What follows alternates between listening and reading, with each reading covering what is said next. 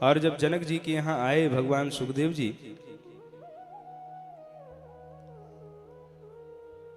तो द्वारपालों ने रोक दिया।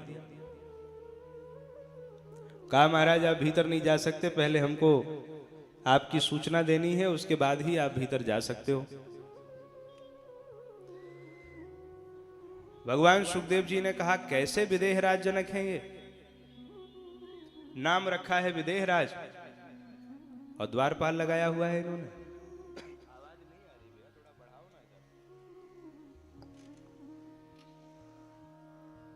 इनका नाम क्या है? विदेहराज। चेक करो जरा इनमें आवाज क्यों नहीं आ रही। और द्वारपाल लगाया हुआ है। कहा ठीक है जाओ जाकर के सूचना दो। महाराज जनक जी को जाकर के द्वारपालों ने सूचना दी और उसके बाद जनक जी ने सुखदेव जी को बुलवाया है और यहीं पर बड़ा अच्छा संवाद हुआ है भगवान सुखदेव जी का और जनक जी का। बोले भक्त वत्सल भगवान की। दोनों ने एक दूसरे का स्वागत किया और एक दूसरे की कुशल क्षेम पूछी। महाराज जनक ने उनको बड़े आदर से आसन दिया, भगवान सुखदेव जी को बैठाया, यथाविधि उनकी पूजा करी, कुशल क्षेम पूछा और उसके बाद कहा महाराज अपने आने का कारण बताइए। यह प्रसंग बहुत सुंदर है। सुखदेव जी ने कहा महाराज मेरे पिता चाहते हैं कि मैं विवाह कर लूं, मेरी विवाह करने की कोई इच्छा है नहीं। मैं तो इसलिए आया हूं कि मेरे पिता ने मुझे आपके पास भेजा है। आप बताइए कि मुझे विवाह करना चाहिए कि नहीं करना चाहिए। महाराज जनक ने बहुत सुंदर उत्तर दिया है और सभी ब्राह्मणों को यह बात सुननी चाहिए। जनक जी कहते हैं देखो, जो विप्र मोक्ष प्राप्त करना चाहे उन्हें उपनयन संस्कार के बाद सबसे पहले वेद शास्त्रों का अध्ययन करने के लिए गुरु के सानिध्य में रहना चाहिए। वहां वेद वेदांतों का अध्ययन करके गुरु जी को गुरुदक्षिणा देकर के लौट करके आना चाहिए और उसके बाद मुनि को विवाह करके पत्नी के साथ गृहस्थी में रहना चाहिए। गृहस्थाश्रम में रहते हुए न्यायोपार्जित धन का अर्जन करना चाहिए और हर स्थिति में संतुष्ट रहना चाहिए। उत्तम गृहस्थी कौन है? कहा जो हर स्थिति में संतुष्ट रहे और किसी से कोई आशा न रखे, उसी को उत्तम गृहस्थी कहा गया है। इस प्रकार काम क्रोध आदि शत्रुओं पर विजय प्राप्त करे और जब चौथे पन में पहुंच जाए तो अपनी पत्नी की रक्षा का भार पुत्र को देकर के उसे सांसारिक विषय भोगों को छोड़ करके संन्यास ले लेना चाहिए। यही नियम है। भगवान सुखदेव जी कहते हैं कि हे महाराज, अगर चित्त में वैराग्य और ज्ञान पहले ही हो जाए तो क्या विवाह करने की आवश्यकता है? क्या फिर विवाह करना चाहिए? जनक जी ने कहा देखो महाराज, जैसे कोई चींटी वृक्ष की जड़ से चढ़कर शाखा पर होती हुई धीरे धीरे धीरे धीरे वह ऊपर तक पहुंच जाती है तो उसके गिरने की संभावना कम होती है, और अगर कोई पक्षी सीधे उड़ता हुआ आकर के ऊपर बैठ जावे उसके गिरने की संभावना ज्यादा होती है। यथा पिपीलिका मूलात् शाखायाम अधिरोहति शनै शनै फलम याति सुखेन पदगामिनी। बहुत सुंदर उदाहरण दिया है। कहा चींटी जो ऊपर की ओर चढ़ती है, धीरे धीरे चढ़ती है, उसके गिरने की संभावना नहीं होती। इसी प्रकार मनुष्य को भी चाहिए कि वो धीरे धीरे धीरे धीरे एक एक सीढ़ी चढ़े। अगर वह सीधे वैराग्य ले लेगा, सीधे संन्यास ले लेगा तो ये इंद्रियां उसे गिरा देंगी, उसका पतन हो जाएगा। इसलिए उसको सनई सनई धीरे धीरे धीरे धीरे जो वासना का जाल है उसको काटना चाहिए और उसको धीरे धीरे ऊपर की ओर बढ़ना चाहिए। इससे क्या होगा? कहा इससे एक तो परिवार और समाज की व्यवस्था नहीं बिगड़ेगी, जो व्यवस्था है वो व्यवस्था बनी रहेगी, और दूसरा क्या होगा? कहा दूसरा उसके गिरने की संभावना भी समाप्त हो जाएगी।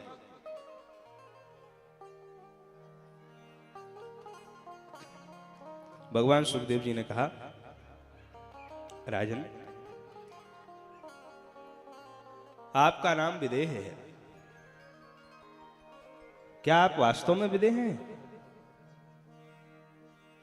क्या आपके मन में शत्रु और मित्र के प्रति कोई भेदभाव नहीं है? क्या आप राजकाज करते समय भेद बुद्धि से जीवन यापन नहीं करते? अरे हमने तो सुना है आपके यहां एक ऐसे भी राजा हुए जिन्होंने अपने गुरुजी को श्राप दे दिया था और गुरुजी ने उनको श्राप दे दिया था। दोनों गुरु चेला एक दूसरे को श्राप दे करके शांत हो गए। तो अगर वास्तव में वे विदेह थे तो फिर उन्होंने क्यों श्राप दिया? और आप सबका नाम, आपकी परंपरा में आने वाले सभी राजाओं का नाम विदेह होता है, तो क्या आपका यह नाम सार्थक है? क्या आपका यह विदेह नाम सार्थक है? विदेह राज जनक जी ने मुस्कुराते हुए कहा है। बहुत सुंदर बात कही। जनक जी कहते हैं, राजन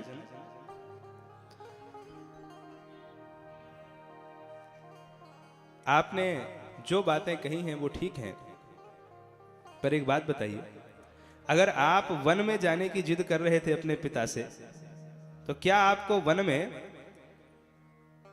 दंड और मृगचर्म की चिंता बनी नहीं रहेगी? अरे पृथ्वी जल आदि महाभूत तो सर्वत्र विद्यमान है, तब आप कैसे निसंग हो पाएंगे? आप ही भ्रम में पड़कर यहां तक इतनी दूर आए, मुझे तो किसी प्रकार का कोई भ्रम नहीं है।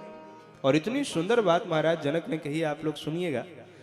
कहते हैं, विप्र सुनो, मैं सुख से भोजन करता हूं, सुखपूर्वक सोता हूं, मैं बंधन में नहीं हूं। और आप शंका में जीवन जी रहे हैं, क्योंकि आप सोचते हैं कि मैं बंधन में हूं। शंका आपको है, शंका मुझे नहीं है। मैं सारे व्यवहार करता हुआ भी शंका से मुक्त हूं, और आप वन में जाने की भावना लेकर के भी इस शंका में आशंकित हैं कि मैं बंधन में हूं। क्या मुझे कोई शंका है? मुझे कोई शंका नहीं है, पर शंका आपको है। अगर आपको शंका ना होती तो आप मेरे पास चल करके यहां नहीं आते।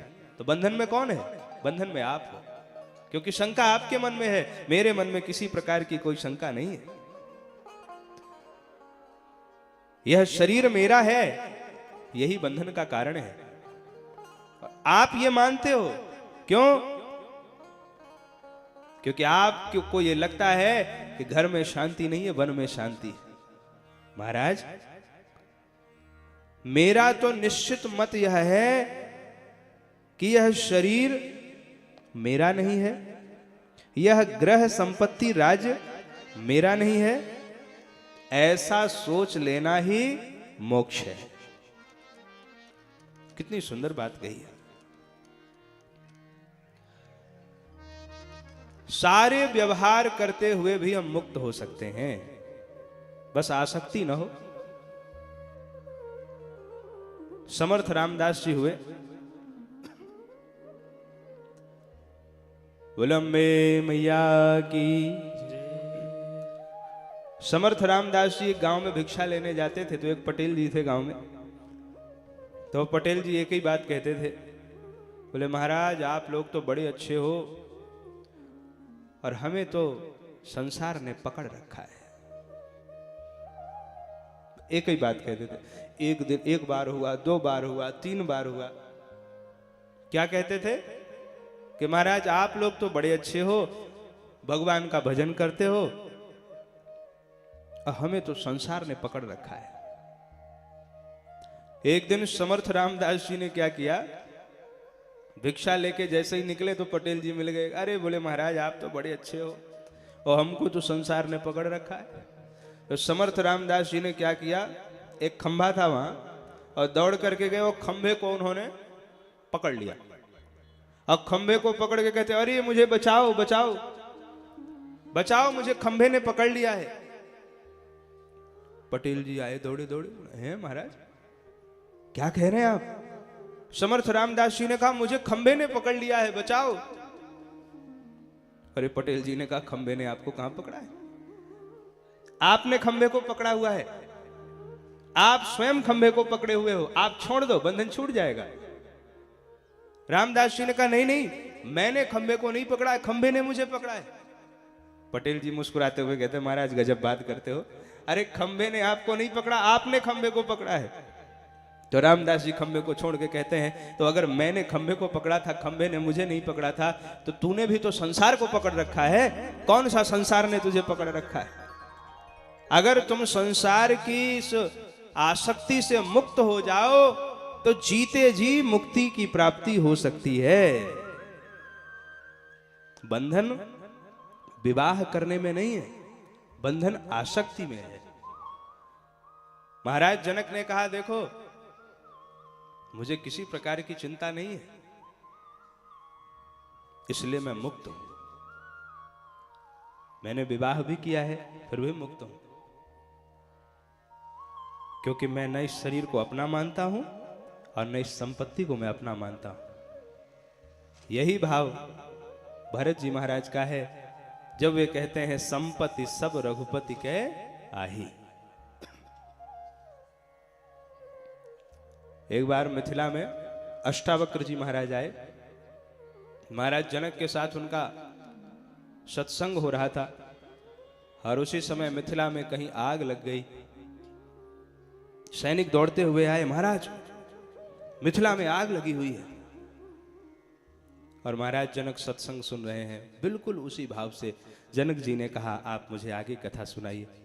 अष्टावक्र जी ने कहा मिथिला में आग लग गई है और आपको कोई प्रभाव नहीं पड़ रहा है। तो जनक जी ने कहा महाराज मेरा कुछ नहीं जल रहा है, जिसका जो काम है वो कर रहे हैं। किसी भी वस्तु को पकड़ना ये बंधन है और उससे मुक्त हो जाना यही मुक्ति है। इस प्रकार बहुत सुंदर उपदेश दिया है। और उसके बाद भगवान सुखदेव जी लौट करके आए हैं और पितरों की पीवरी नाम की कन्या से भगवान सुखदेव जी ने विवाह किया है। उससे उनके 4 पुत्र हुए हैं, कृष्ण, गौरप्रभ, भूरी और देवश्रुत। और एक कन्या हुई है जिसका नाम हुआ है कीर्ति। बोली सुखदेव भगवान की। इस प्रकार अब भगवान सुखदेव सब आनंद हुआ। उसके पश्चात सुखदेव मुनि अपने पिता का साथ छोड़कर कैलाश पर्वत पर चले गए और वहां निसंग भाव से रह करके समाधिस्थ हो गए। वो कुछ ही दिनों में उन्हें परम सिद्धि की प्राप्ति हो गई और वे पर्वत के शिखर से उड़ गए। महातेजस्वी वे भगवान सुखदेव आकाश में जाकर के शोभायमान हो गए। भगवान सुखदेव जी की परम गति को देख करके वेद व्यास जी को पुत्र वियोग से बड़ी पीड़ा हुई और वेद व्यास जी भगवान सुखदेव के पीछे पीछे दौड़े हैं, हा पुत्र कहते हुए। और उसी समय भगवान शंकर वहां पर प्रकट हुए हैं। भगवान शंकर ने आशीर्वाद दिया है कि मैं आपको आशीर्वाद देता हूं, जब जब आपको पुत्र के दर्शन की इच्छा होगी, आपके पुत्र छाया के रूप में आपके सामने प्रकट हो जाएंगे। बोली सुखदेव भगवान की। आइए एक बार हम सब भगवती के चरणों में प्रणाम करें और फिर हम लोग आगे कथा में प्रवेश करेंगे।